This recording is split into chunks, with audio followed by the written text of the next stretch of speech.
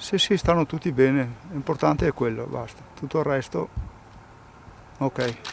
Non riesce a dire altro Flavio Daruos, papà, suocero e nonno della famiglia scampata la scorsa notte dal rogo di questa casa.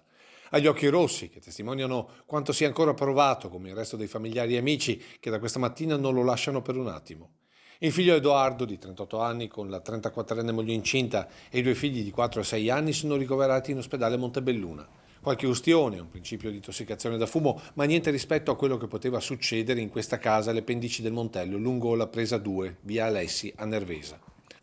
Edoardo Daruos ieri sera non era all'Ultima Spiaggia, locale che gestisce con un socio e molto conosciuto in paese, ma forse complice il cambio dell'ora, già a letto alle 10 di sera. È stata la giovane moglie incinta che si alza spesso per andare in bagno a dare l'allarme. Aprendo la porta della camera si è trovata davanti ad un muro di fumo che aveva già invaso tutto il piano sottostante. A quel punto Edoardo ha trovato una via di fuga tra fumo e fiamme, portando all'aperto tutta la famiglia, per poi dare l'allarme raggiungendo a piedi una casa vicina.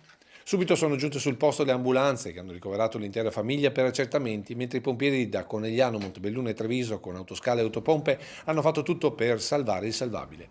Solo alle prime luci dell'alba gli ultimi focolai sono andati spenti, ma il fuoco, come si vede, ha distrutto tutto. Abbiamo trovato là il telefono tra l'altro del figlio. È qua? Sì, ma è tutto bruciato, nel senso... sono riuscito a trovarlo. Sì. Poi nella mattinata i vigili del fuoco hanno provveduto ad effettuare gli accertamenti sulle cause del rogo, probabilmente innescato da un cortocircuito.